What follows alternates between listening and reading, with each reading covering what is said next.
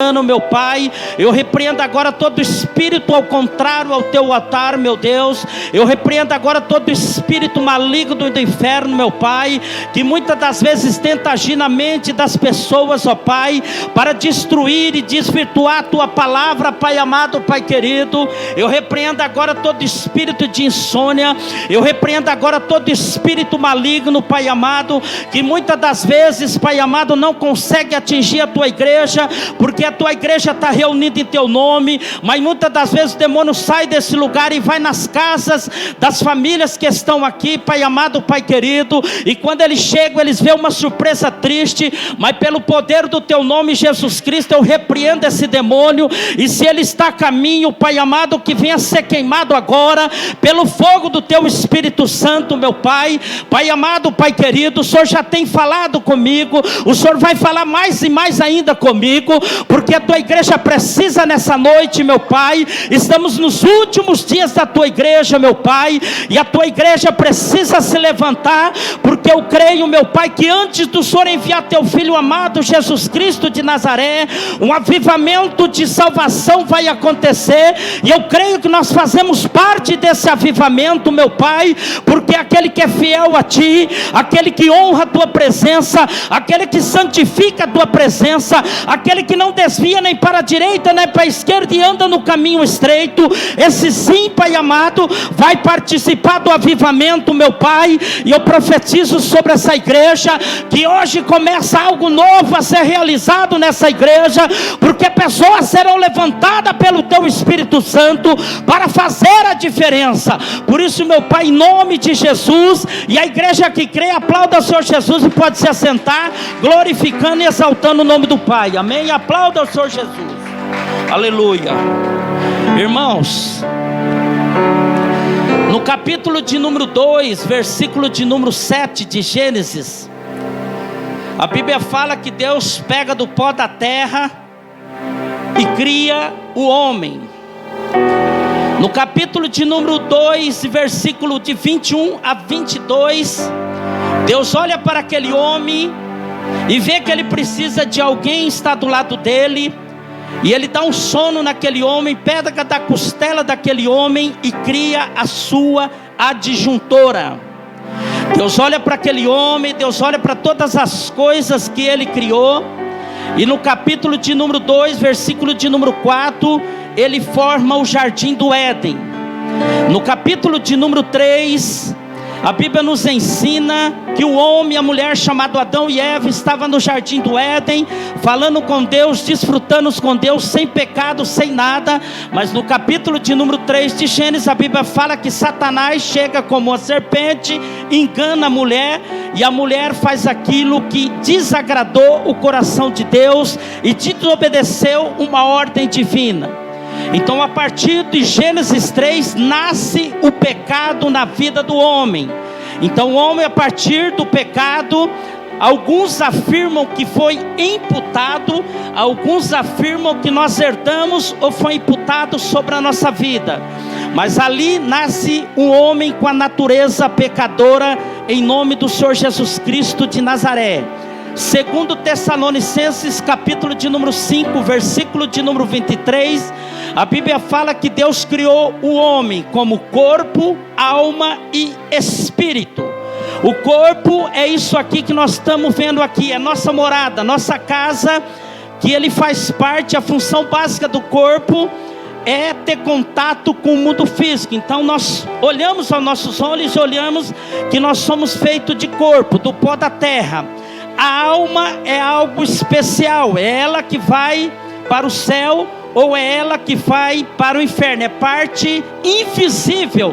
Nós não conseguimos ver a nossa alma, eu não consigo ver a tua alma, mas a alma, ela sente tristeza, ela sente alegria, a alma, ela sente emoções. A alma é algo especial da parte de Deus, mas é um perigo também a nossa alma, porque algo que faz parte da alma são os 5 sentidos: o olhar, tato, paladar, olfato, audição, faz parte da alma. Então muitas das vezes a gente peca com uma parte da alma, entra na nossa mente, vai para o coração e vai para a alma e se torna um pecado perante Deus. O Espírito no Velho Testamento em hebraico é chamado Ruach, que é o sopro de vida, e no Novo Testamento é chamado de pneuma, que é o vento, que faz parte com o Espírito de Deus. Então aqui está a formação do homem, aqui está a formação do ser humano normal, do ser humano normal, corpo, alma e espírito, tendo o corpo, que é feito do pó da terra, a alma, que é algo invisível, que sente emoções, destreza, alegria e algo mais, e o Espírito, que é o fôlego de vida, que faz parte com o Espírito de Deus, é o homem natural. Então nós olhamos para Mateus capítulo de número 12, versículo de número 43, e olhamos ali o evangelista Mateus escrevendo que o homem natural, muitas das vezes, por algumas brechas durante o caminho, ele tem um espírito maligno. E a Bíblia nos ensina que a partir do momento que esse homem natural aceita Jesus, aquele espírito maligno sai da nossa vida, entra o Espírito Santo. Então Mateus capítulo de número 12, versículo de número 43, o homem natural, ele se torna-se um homem natural, mas também espiritual. Aí a gente olha para nossas vidas nos dias de hoje. Nós somos formados de corpo, alma e espírito. Nós somos herdeiro ou imputado o pecado de Adão e Eva da nossa vida. Nós temos uma natureza pecaminosa.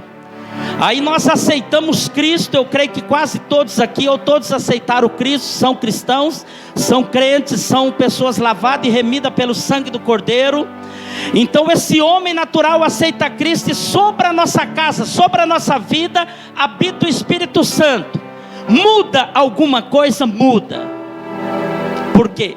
Nós temos algo especial, santo dentro de nós. Só que tem o porém, o corpo ele trabalha, a alma ele trabalha e o espírito também trabalha.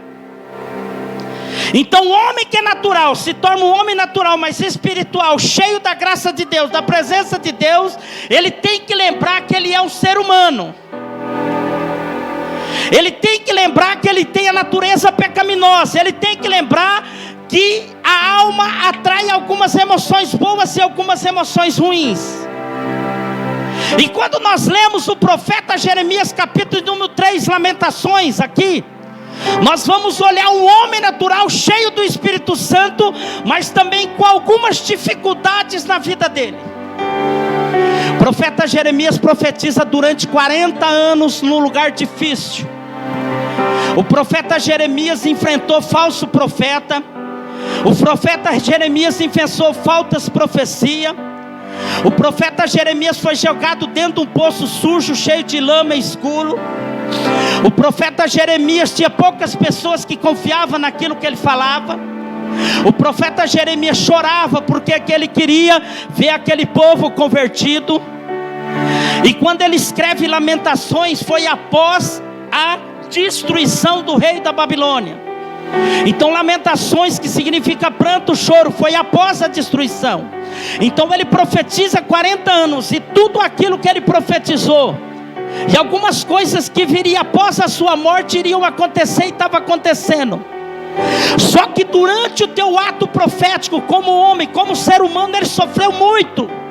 Mesmo sendo usado por Deus, mesmo tendo o Espírito Santo, ele sofreu muito. Porque não foi fácil o ato profético. Porque tem muita gente que às vezes encosta perante Jesus e acha que tudo vai ser fácil e maravilha. Esse é o evangelho que não pertence à nossa Bíblia Sagrada.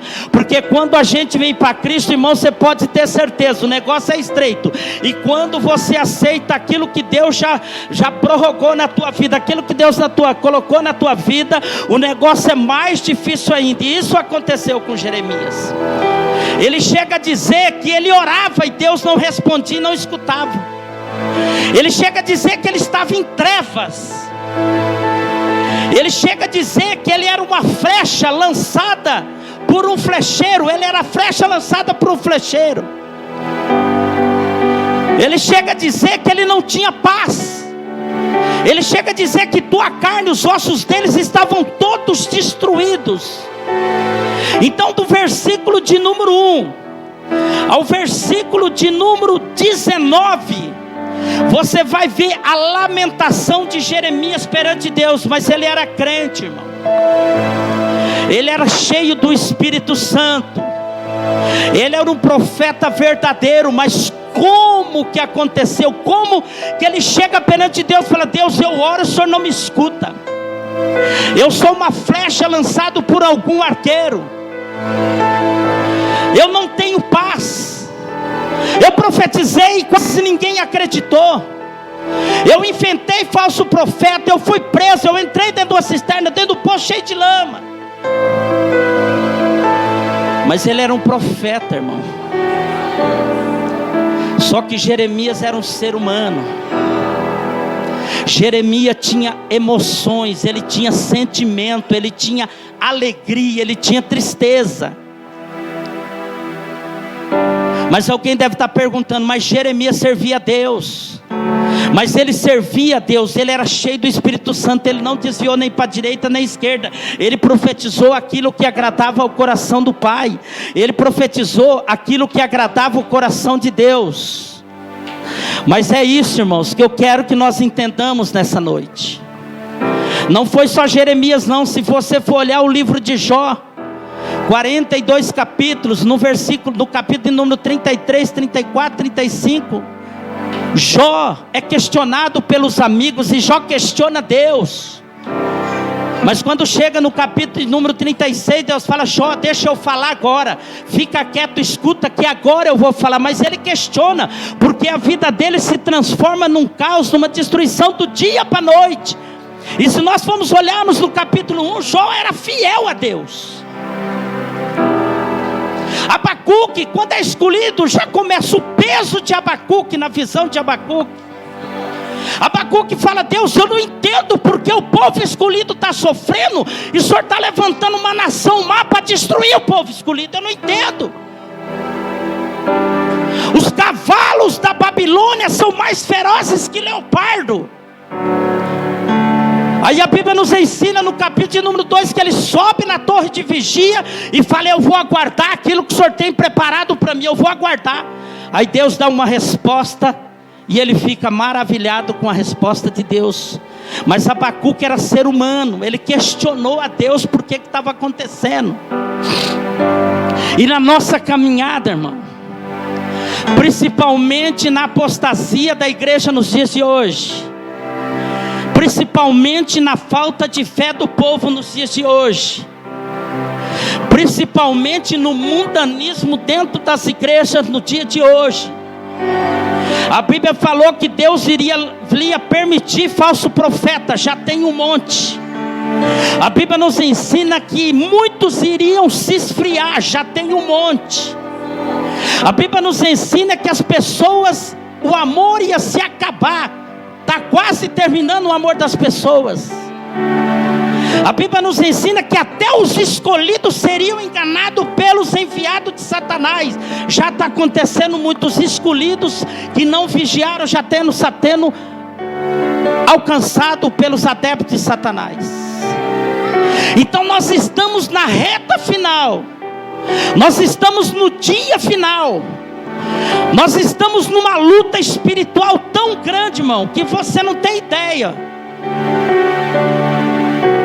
A igreja, pastor, e ela está numa luta espiritual. A igreja está como nos dias de Jó: eu sou fiel, por que está acontecendo isso comigo? A igreja está nos dias de Abacuque: por que o inimigo prevalece sobre aqueles que são escolhidos pelo Senhor? E a igreja está nos dias de Jeremias: porque eu oro e o Senhor não me responde?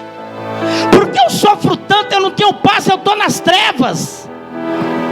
E porque tem tanta gente escolhida justo que está sofrendo? Porque no meio daqueles que eram rebeldes, tinha pessoas que foram para o cativeiro, que também era justo e estava sofrendo. E Jeremias questionava Deus. Então a igreja está nos dias de Jó, nos dias de Abacuque e nos dias de Jeremias. Então nessa noite o Espírito de Deus traz aqui para nós entendermos alguma coisa na nossa caminhada. Abacuque pediu uma resposta e Deus deu. Jó questionou a Deus e Deus falou da tua grandeza e foi abençoado. Jeremias questionou a Deus em lamentação, mas o próprio Espírito colocou no coração: a minha misericórdia é o que basta para a tua vida, para a vida daquele povo. Então crê, Jeremias, que a esperança é que coisa boa vai acontecer. Então a gente precisa entender, irmão, sabe por quê? Porque Satanás não está brincando com a igreja escolhida, nem com a igreja desviada. Satanás não está brincando com a igreja que tem azeite e com a igreja que está com a botija vazia. Satanás, ele está destruindo famílias dia e noite. Satanás está usando todos os sistemas para destruir a minha vida e destruir a nossa vida. E nós não somos super-herói, não.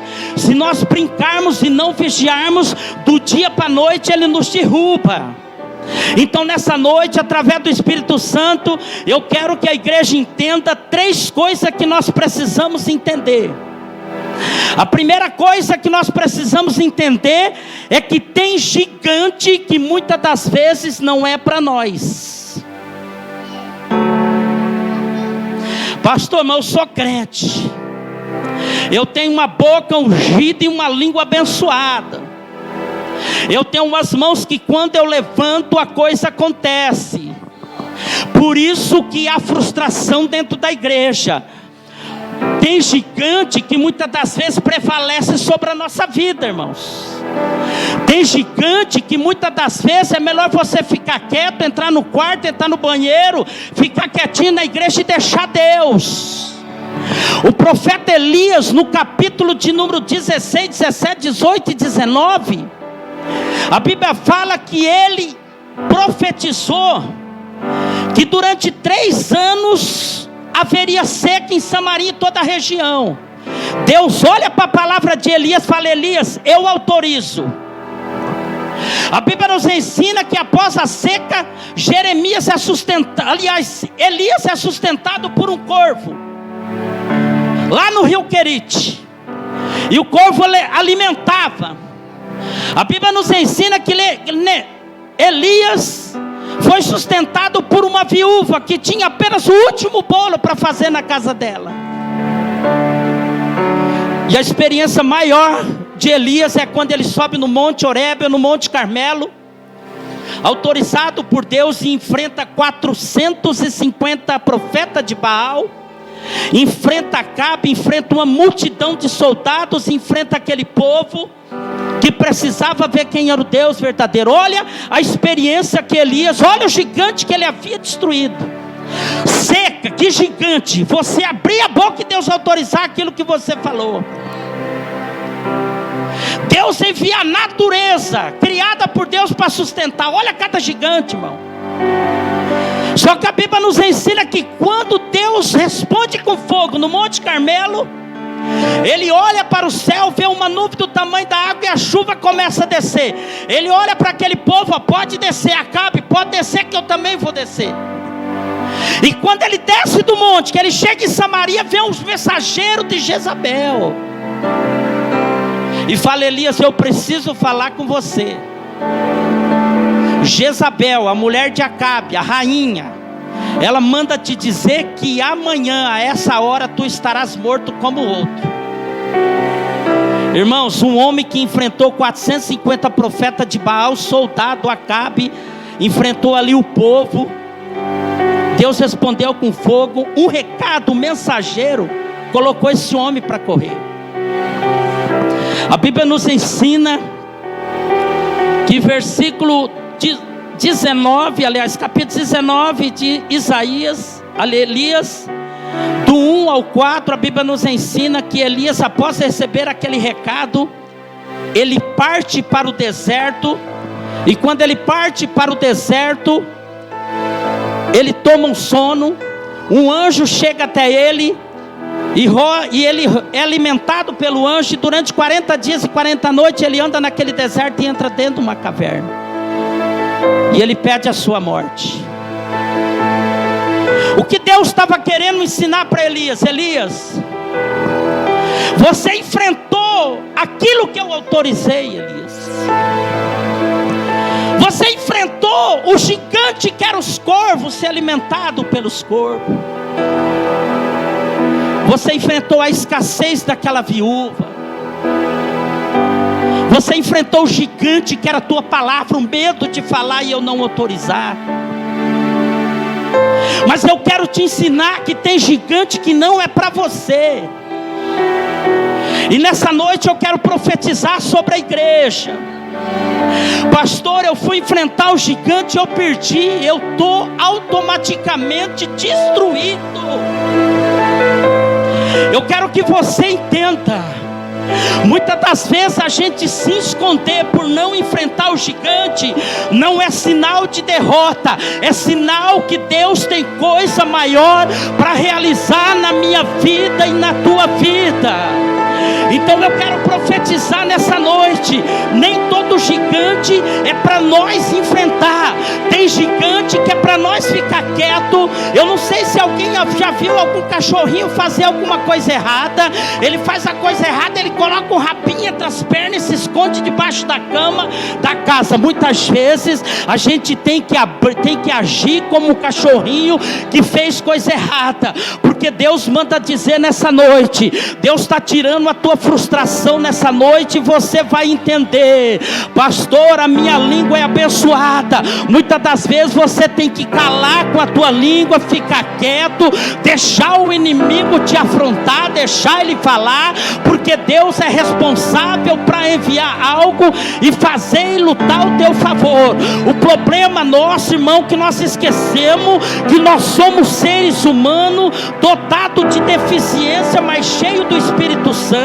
Muitas das vezes a gente acha que tudo que aparece na nossa frente a gente tem que enfrentar. Eu sou pastor, mas se manifestar um demônio eu tenho que enfrentar. Muitas das vezes a gente é envergonhado no altar por Deus não permitir enfrentar essa situação, mas tudo Deus tem um propósito.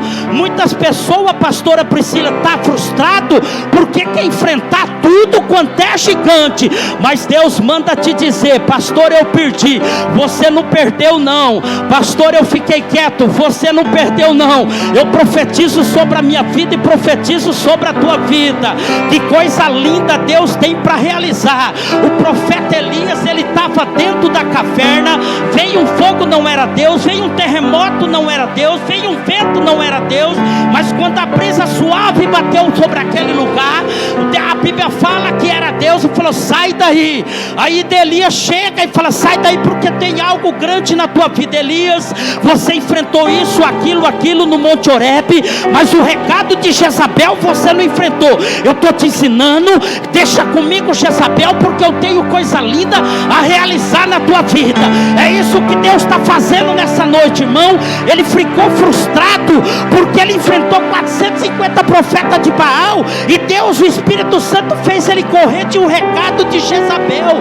Ele sabia que Jezabel já havia matado mais de 100 profetas.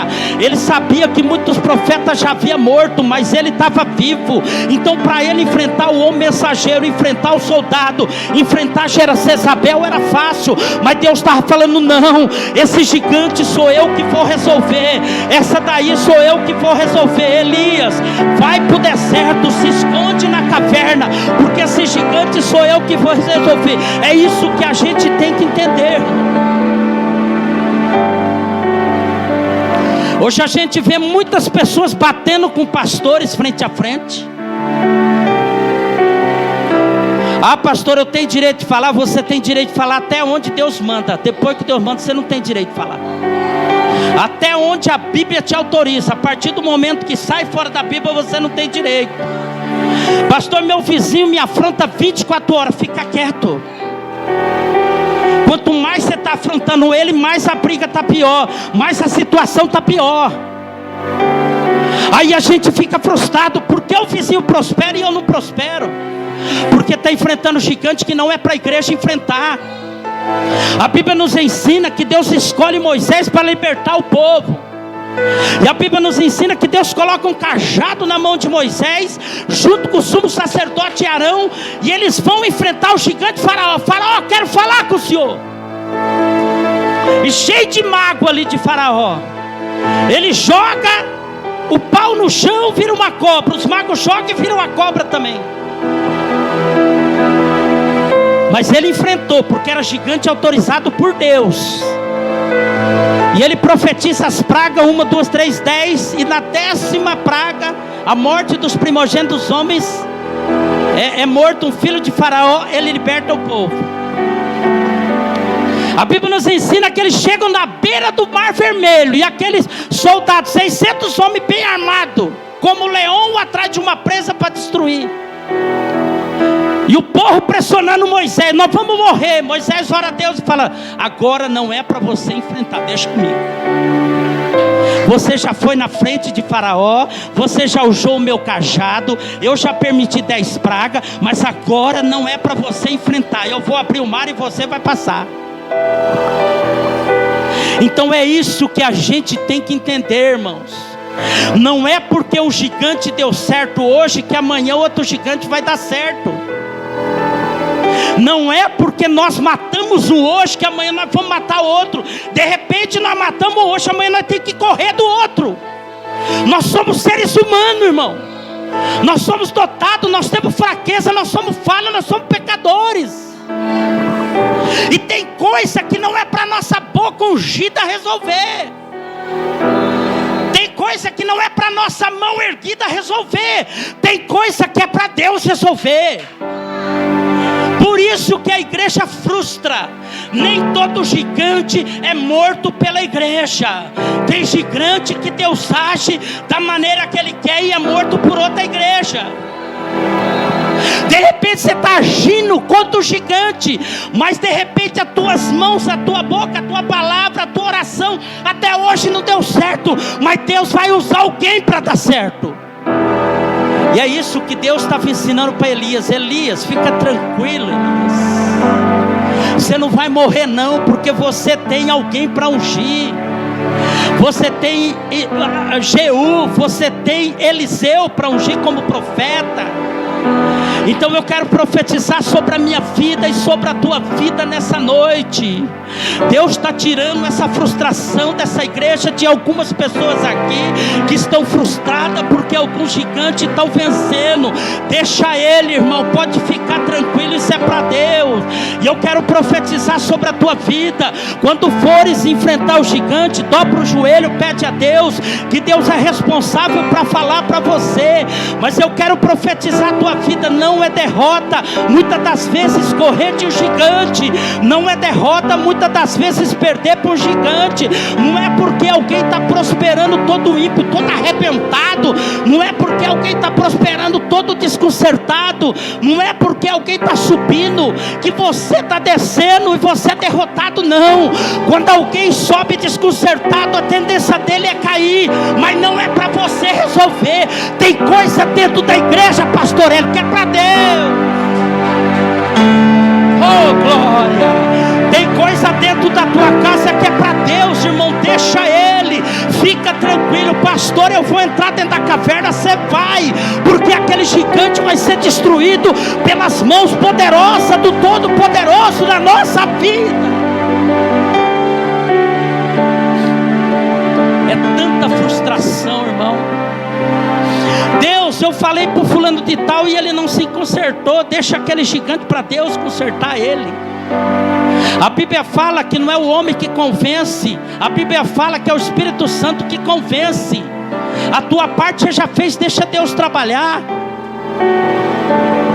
Tem mulher que a bichinha é tão brava, irmão, que todo dia ela chega dentro da casa dela e vê o gigante. Todo dia. Só que a língua abençoada dela acha que pode enfrentar. Muda. Segundo a ciência, a mulher tem necessidade de falar 5.000 palavras por dia. E segundo a ciência, o homem tem necessidade de falar 2.000 palavras por dia. Muda. Fala: Deus, eu quero falar 2 e deixa ele falar 5. Pastor, mas por quê? Porque aquele gigante é com Deus, irmão. Há 15 anos atrás eu tinha um mercado no Sol Nascente. Eu conheci um homem que, pensa num homem brabo que entrava dentro do mercado. E eu ficava bravo ali, eu tentava de qualquer maneira falar com ele, mas não tinha jeito. Hoje eu entendo que aquele gigante era para Deus. Um dia, depois de 2, 3 anos, eu estou ali na igreja, congregando ali na sede, na Batista. Sobe em cima do altar, aquele homem dá um testemunho. Aí Deus falou: tá vendo? O que adiantou? Você não fez nada, meu filho. Aquilo lá era para mim, tá aí, ó.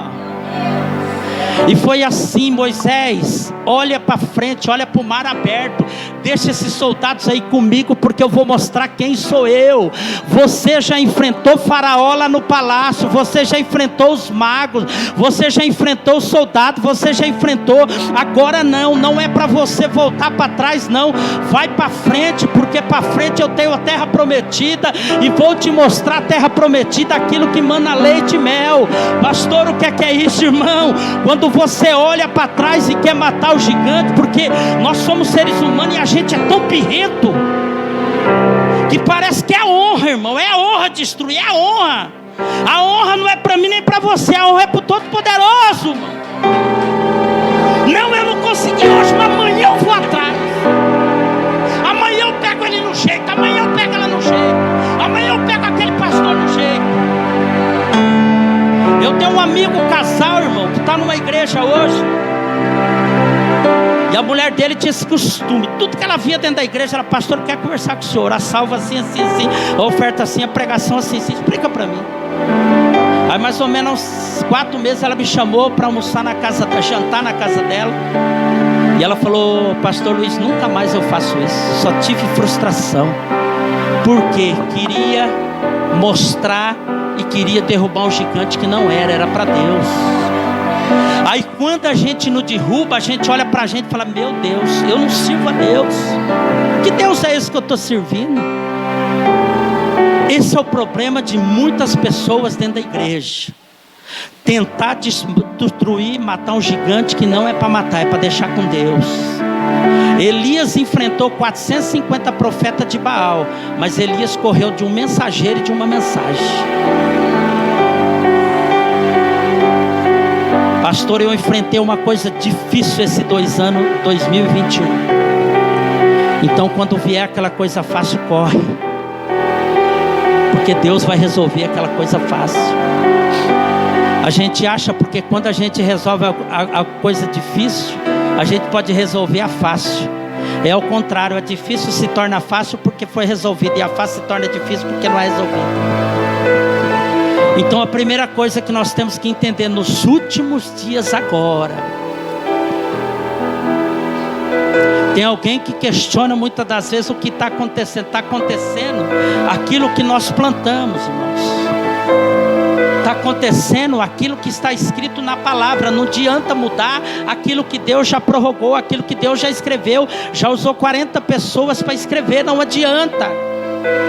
Nós não podemos mudar. Tem gente que chega no posto de saúde, tem 30 pessoas, ela quer dar uma de luz.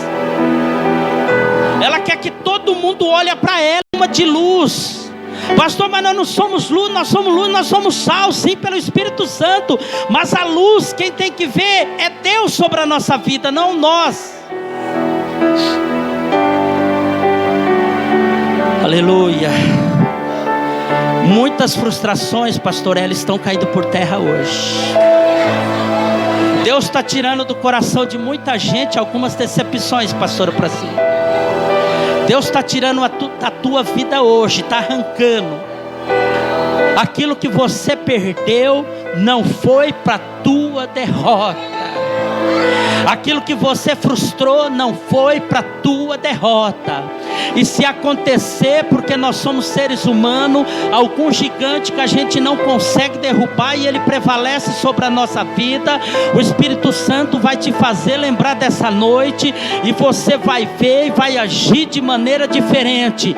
Porque quando Deus não permite algo, é porque Ele vai fazer algo. Olha o que aconteceu com Jezabel.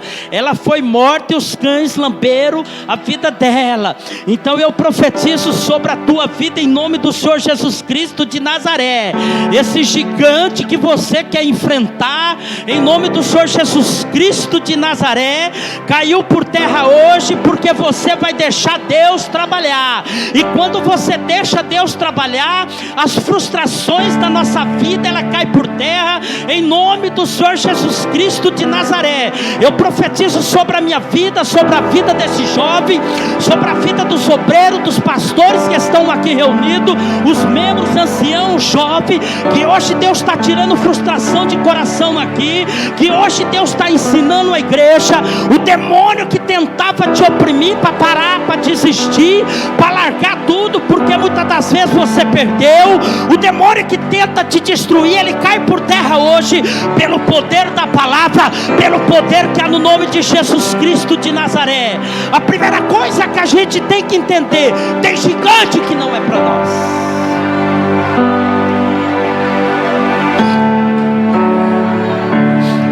Irmãos, você vai ver como que a coisa é fácil. Você vai ver como que a coisa é fácil. Elias, sai da caverna aí, porque tu vai usar o óleo. Só que ele precisou correr de um gigante mensageiro e de uma mulher terrível naquela época. Mas olha as experiências desse homem que ele teve na vida dele. Moisés, você enfrentou Faraó, agora deixa os 600 homens comigo, Moisés. Eliseu, 185, 200 mil soldados cercando Samaria. Geazi, o moço sai e não vê nada. Eliseu pelo Espírito e olha carros e cavaleiros de Deus.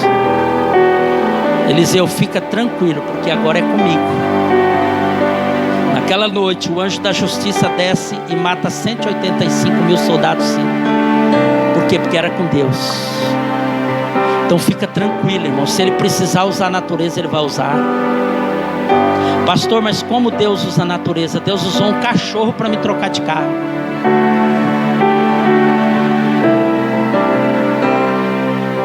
Se ele precisar o vento, ele vai te ajudar. Se ele precisar enviar anjo, ele vai enviar anjo. Mas esse gigante que você acha que você está perdendo, perdeu ou vai perder, que é para Deus, vai ser resolvido e o milagre vai acontecer. Então a primeira coisa que a igreja precisa entender: tem gigante que não é para nós. Tem momentos que é bom a gente ficar quietinho, fechar a boca, não falar 5.000 palavras, falar 1.000 só, deixar 4.000 mais para frente, as mulheres, e os homens 2.000, falar só 500, deixar 1.500 mais para frente, porque Deus vai e tirou a frustração da igreja nessa noite. A segunda coisa que nós temos que entender, irmão, Juízes capítulo de número 15 e 16 fala de um homem chamado Sansão. Esse homem era nazireu, ele não rapava o cabelo, ele não cortava, ele era separado, e ele tinha algo extraordinário da parte do Espírito Santo sobre a vida dele. Ele destruía leões. Os filisteus tinham medo desse homem, mas ele vai atrás de uma mulher, uma filisteia, do jugo desigual.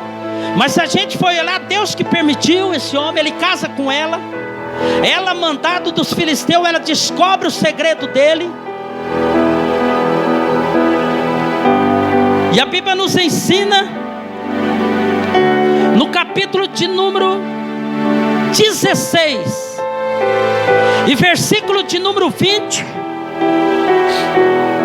Dalila de madrugada, bem cedinho, ela acorda Sansão e fala: Sansão, os filisteus estão vindo aí. A Bíblia nos ensina que ele despertou do sono e ele fala para Dalila: Dalila, eu sairei como dantes eu saía. Olha o que ele fala: e me livrarei. Olha a confiança que esse homem tinha, porque ele não sabia que já o Senhor tinha se retirado dele. Pelo pecado que ele cometeu, pela transgressão que ele cometeu, os filisteus com armação junto com a Dalila vêm para destruir aquele lugar. Na madrugada, no dia, clareando, Dalila acorda, fala com os filisteus, ele olha para Dalila, o nariz empinado, e fala: Dalila, eu vou sair como antes eu saía, e eu vou me livrar. Aí tem um ponto e uma vírgula, mas ele não sabia que o Espírito de Deus tinha se retirado dele. Então os filisteus pegaram nele e arrancaram os olhos e prenderam e colocaram num cárcere. Um homem que tinha o poder sobrenatural, um homem que era escolhido por Deus, era separado, era nazireu. Mas por uma transgressão, Deus se retira da vida daquele homem. E é isso que nós temos que entender, irmão. Nós não somos super-homem para resolver tudo. O porquê que muitas das vezes a gente se frustra na caminhada, a gente questiona na caminhada. O porquê que muitas das vezes as pessoas entram na igreja todo derrotado. Aí Deus levanta da vida, dá uma vida espiritual sadia, arruma um emprego, começa a prosperar. E do dia para a noite ela começa a se achar como se as forças do braço valessem, como que a sabedoria humana valesse. E ela começa a transgredir aquilo que está na palavra de Deus. O porquê que muitas pessoas entram dentro da igreja, não é nada, não tem cargo nenhum. Deus usa a vida de alguém, começa a se levantar, é ungido, começa a levantar, a pregar, a louvar. Começa a louvar em outras igrejas, é abençoado, é honrado. E começa a transgredir os mandamentos de Deus. E se torna como sepulcro vazio, como sepulcro caiado. E durante a caminhada se frustra. Deus estava mostrando para Sansão: Sansão, sem mim você não é nada. Você só tem poder, Sansão, porque eu sou na tua vida. Você só destrói o leão porque eu sou na tua vida. Você só enfrenta os filisteus porque eu sou na tua vida. Eu estou dentro da tua alma. E é isso que nós temos que entender nos dias de hoje. Sansão se frustrou tanto, irmão, e arrancaram os olhos dele, prenderam num cárcere, amarraram, que ele chega no capítulo de número 16 e 28, ele pede assim: Deus, peço que te lembre de mim, esforce só esta vez. Olha a frustração desse homem. O homem que tinha uma vida prolongada, o homem que tinha uma vida de sucesso perante o Espírito Santo. Mas um dia ele achou que a força que ele tinha era dele. E o dia que ele achou que a força que ele tinha era dele, ele contou o segredo. E o dia que ele transgrediu o mandamento de Deus, ele perdeu a sua força. E é isso que nós temos que entender. Nós só louvamos porque Deus é na nossa vida. Nós só pregamos porque Deus é na nossa vida. Nós só cantamos a Deus porque Deus é na nossa vida. O pastor Hélio e a Priscila só congregam aqui, pastoreiam a igreja porque Deus é na vida deles. Você é obreiro, você é diácono porque Deus é na tua vida. Pastor, o que o senhor está querendo dizer? Tem um monte de gente frustrada porque esquece que a vida dele pertence a Deus. Eu só estou falando porque o Espírito Santo permite eu falar. Eu só estou usando essa roupa aqui porque Deus deu para mim. Eu só vim com um carro aqui pregar porque Deus deu para mim. Pastor, nós não somos nada. Davi olha para Deus e considera a vida dele como um verme, irmão. Davi olha para Deus e fala: não, eu não passo de um verme. Quando ele pecou contra Betseba e quando ele destruiu o esposo de Betseba, eu quero profetizar nessa noite: a igreja não é nada sem Deus.